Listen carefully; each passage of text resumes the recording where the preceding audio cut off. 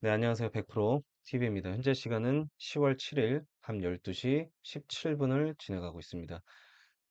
제가 오늘 외부 행사 때문에 방송이 조금 늦었습니다. 양해 부탁드리고요. 늦은 만큼 더 빠르고 정확한 내용들 공개하겠습니다. 오늘 우리 증시가 나쁘지 않았어요. 코스피 1포인트, 그 다음에 코스닥은 3포인트 정도 상승 마감을 했습니다. 뭐 개인 매도가 좀 있었고요. 외인은 매수가 좀 들어왔습니다. 뭐 기관은 매도 의미가 크게 없고요. 오늘 좀 눈여겨볼 기사 얘기를 좀 바로 드릴게요. 다들 아시겠지만 오펙 결국 역대급 감산, 바이든 곤혹스럽다, 비축유를 푼다. 그래서 오펙이 내달부터 하루에 다음 달 11월이죠. 200만 배럴을 감산하겠다라고 밝혔는데 일단 설명을 제가 좀 드리자면, 오펙은 그 선유 수출 기구, 그 다음에 러시아 포함해서 주요 선유국들의 어, 협의체를 말하는 거예요. 쉽게 표현 드리게 되면. 일단은 그 오펙에서 말하는 그 감산의 이유는 표면적으로는 경기 침체 우려, 그리고 시장의 불확실성으로 감산량을 결정했다라고 발표했는데, 이 얘기를 좀 디테일하게 제가 풀어드리게 되면, 먼저 아셔야 되는 게, 원유는 현대인들한테는 필수 에너지원 중에 하나고요. 그리고 실생활에 밀접한 연관이 있기 때문에 보통 유가가 상승하게 되면 물가 또한 상승하게 돼 있어요. 다만 지금 문제가 되는 게 뭐냐면, 전 세계적으로 인플레이션이 지금 심각한 상황이고 경기 침체 또한 심화되고 있는 이 상황에 경기가 침체되면 원유의 사용량 또한 줄게 되죠. 그러면 원유의 사용량이 줄게 되면 원유의 재고량이 늘면서 당연히 유가는 하락할 수밖에 없는 거죠. 사우디 비롯해서 이 오펙 연합은요, 이 막대한 원유를 통해서 부를 축적한 국가들이죠. 근데 만약에 본인들의 수입이 줄고 있는데 가만히 있을 수는 없잖아요, 솔직히. 그래서 원유 공급을 줄여버린 겁니다. 공급이 줄면 유가는 상승하기 마련이니까. 그리고 특히나 전 세계 그 주요 산유국 중 하나인 사우디가 지금 아셔야 되는 게, 1300조 네옴시티 이야기가 계속 나오고 있습니다. 좀 얘기를 깊게 드리면, 일단 사우디는 2029년 동계아시아 올림픽 개최국이고요. 그리고 더욱 중요한 거는 이 네옴시티 1300조 건설이 눈앞에 있는 상황입니다. 1300조라는 천문학적 예산이 필요로 하는 이 대형 프로젝트를 구축하고 건설을 시작하기 위해서는 사우디는, 그리고 더 나아가서 오펙은 이 어떻게 해서든지 유가를 끌어올려야 하는 입장이죠. 그래야 본인들이 이익이 크니까.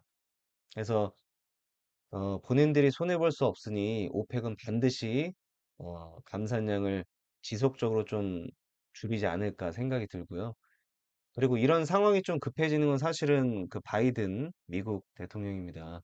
아시겠지만 그 11월에 중간 선거가 있죠, 미국은. 그러면 바이든은 선거 유세차 이 원유 가격 안정을 위해서 적극적으로 홍보하고 유세하고 있습니다. 근데 여기서 만약에 오펙이 원유를 감산해서 가격을 올려버리게 되면 선거하는 입장에서는 굉장히 불리해질 수밖에 없겠죠.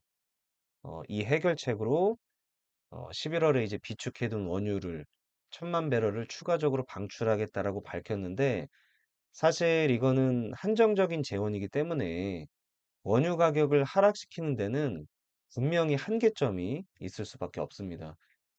원유 가격을 하락시키려면 원유 제한을 하거나, 그러니까 수요를 제한을 하는 거죠.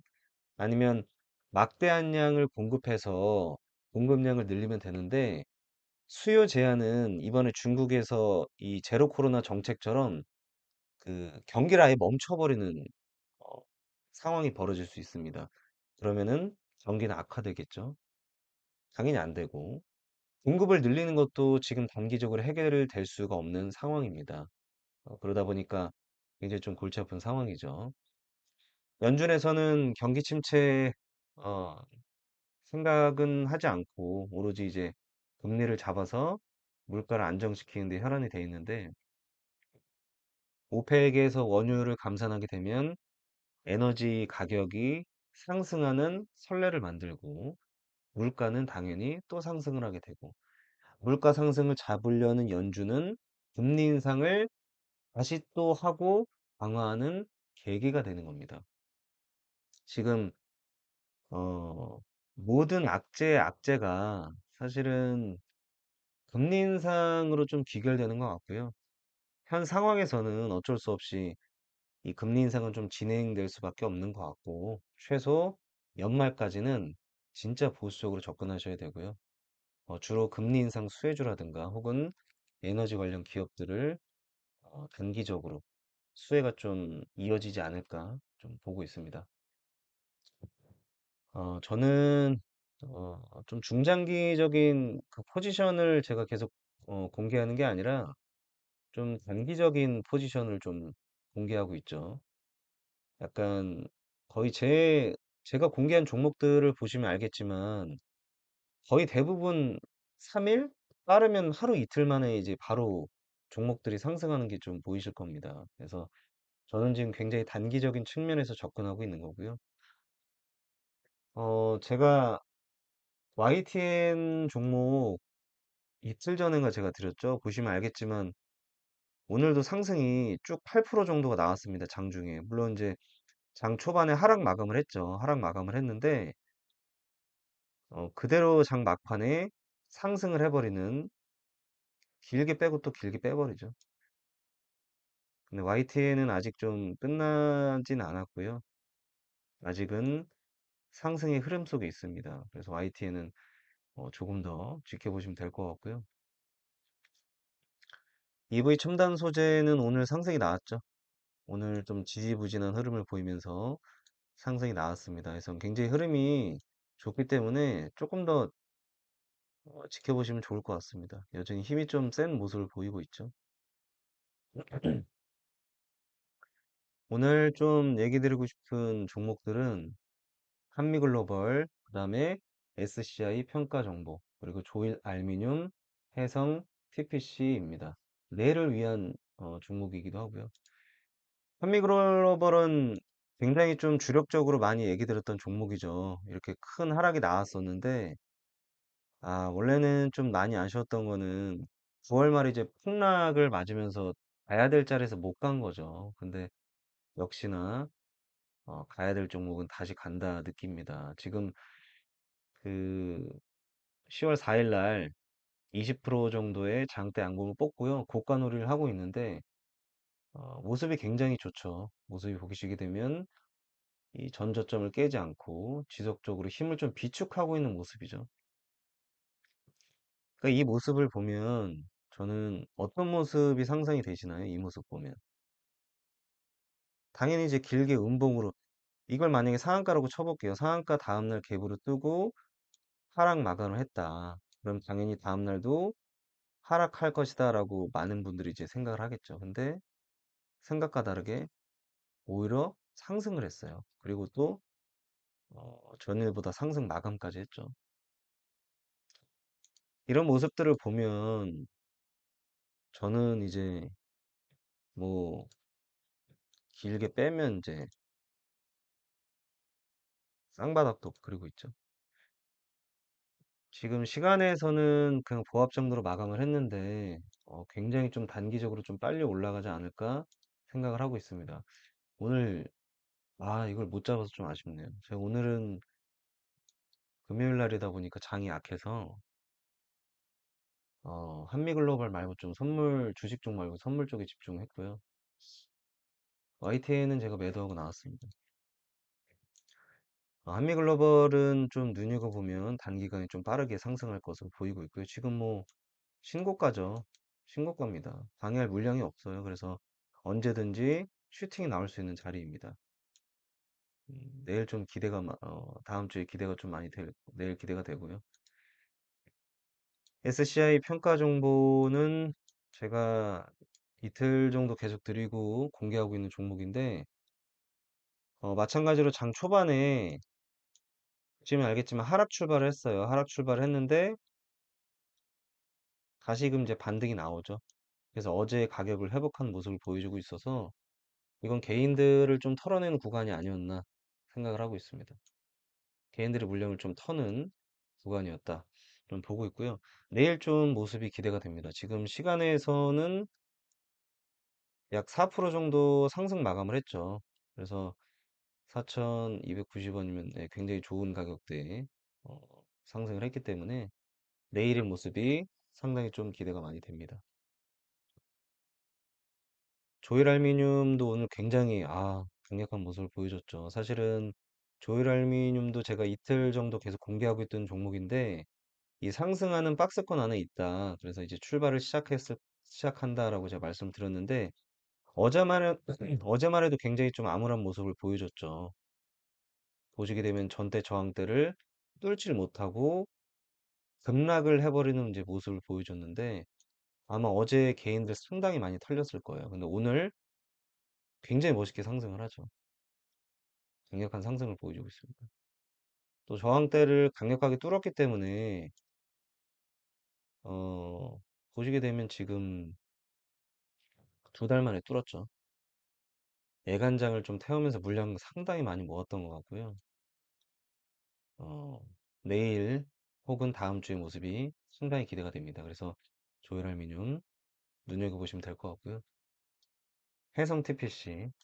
해성 TPC도 지금 모습이 굉장히 제가 좀 좋아하는 모습이죠. 바닥에서 움직이고 있는 모습인데, 어, 이 박스권을 좀 볼까요? 분봉으로 볼까요?